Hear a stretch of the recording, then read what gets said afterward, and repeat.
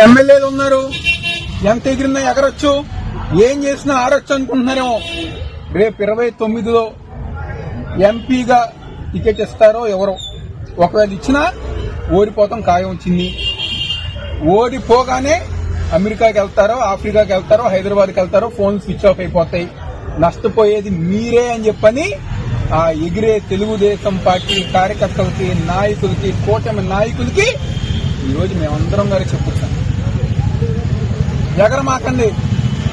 మీరు గనక ఎగిరి వైఎస్ఆర్ కాంగ్రెస్ పార్టీ నాయకుల్ని, కార్యకర్తలను గనక ఇబ్బంది పెడితే తప్పకుండా రేపు మేము వచ్చిన తర్వాత మీలాగా చిల్లరగా చేసే మనస్తత్వం మాది కాదు.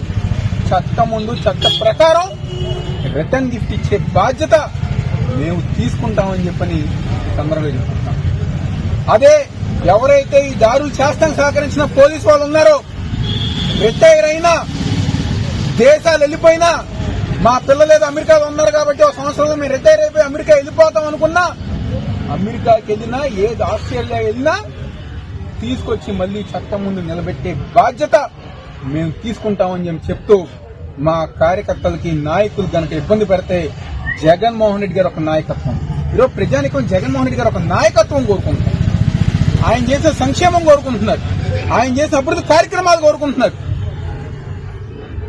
గతంలో జగన్మోహన్ రెడ్డి గారి పరిపాలనలో ఆంధ్రప్రదేశ్ అంటే సంక్షేమం, అభివృద్ధి.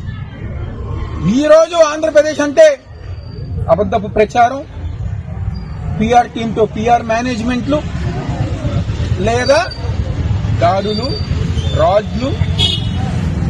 రాళ్లు, కొత్తగా పెట్రోల్ బాంబులు.